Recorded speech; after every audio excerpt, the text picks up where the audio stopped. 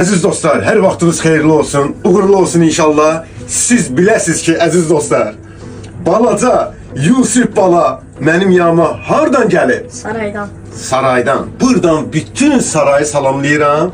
Yusif bala, necəsən? Xoş gəlmisən. Hoş geldin. Ay Yusif, harda izləyirdin məni? TikTok, Instagram, YouTube. TikTok, Instagram. Çoxdan izləyirdin məni, yoxsa son zamanlarda? Çoxdan. Çoxdanla.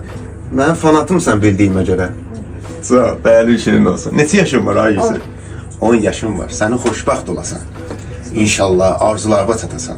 Yusuf, orada hansı saf düzümünü bəyəndin? Vüsalsizli. Vüsal istilini. Vüsal istili, Vüsal istili. Yenə də vüsalsizli. Yenə də Vüsal istili. Sənə minnətdaram. Əziz dostlar, Yusuf bala 10 yaşından saraydan gəlib yanıma. Allah hər kəsinin balasını saxlasın inşallah. Mənim fanatımdır.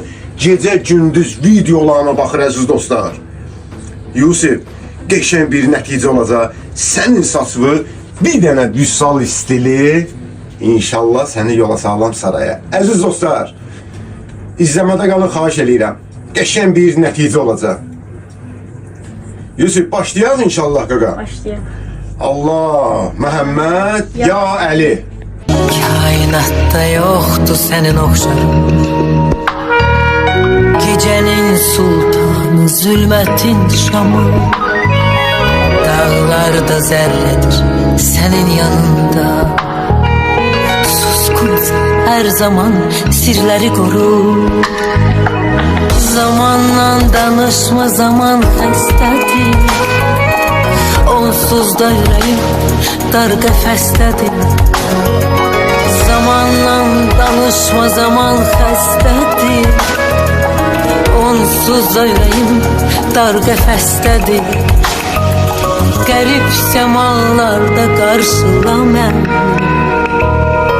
Yeter ki sen beni qarşıla məni.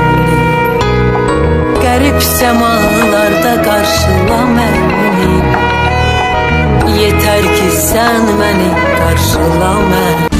Kaybetsem bile her şeyi, bu aşkı yırtar giderim. Sinsice olmaz gidişim, kapıyı çarpar giderim. Sana yazdığım şarkıyı sazından söker giderim.